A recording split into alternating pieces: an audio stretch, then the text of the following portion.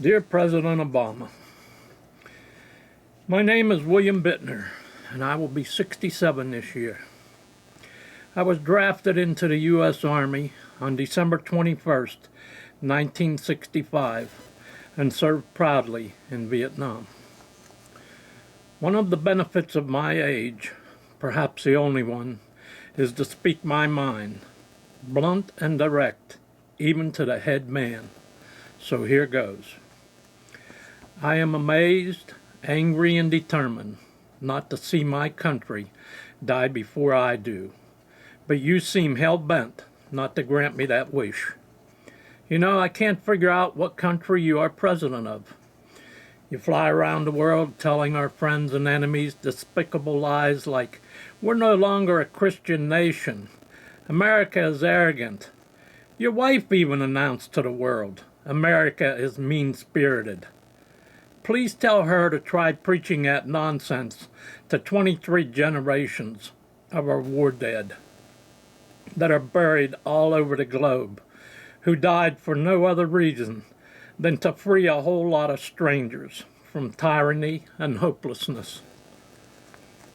I'd say shame on the both of you, but I don't think you like America, nor do I see an ounce of gratefulness in anything you do. For the obvious gifts this country has given you, and for you to be without shame or gratefulness is a dangerous thing for a man sitting in the White House. After 9/11, you said, America hasn't lived up to her ideals. Which ones do you mean? Was it the notion of personal liberty that 11,000 farmers and shopkeepers died to win independence from the British?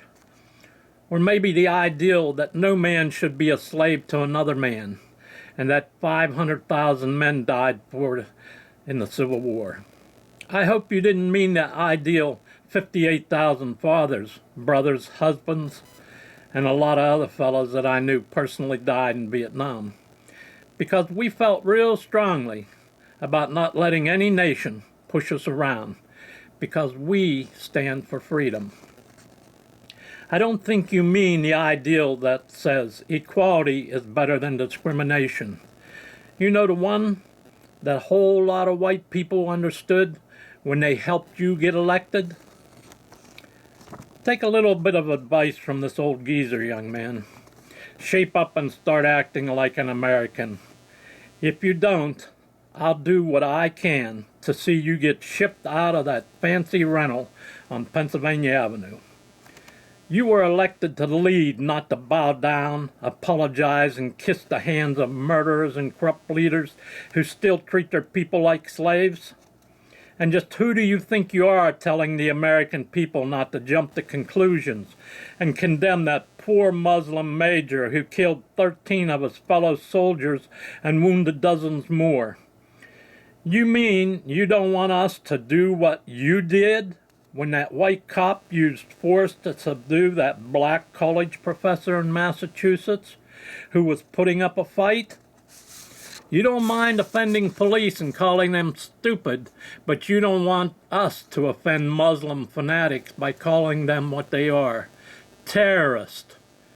You are supporting terrorists in Syria and Egypt with your Muslim Brotherhood. One more thing.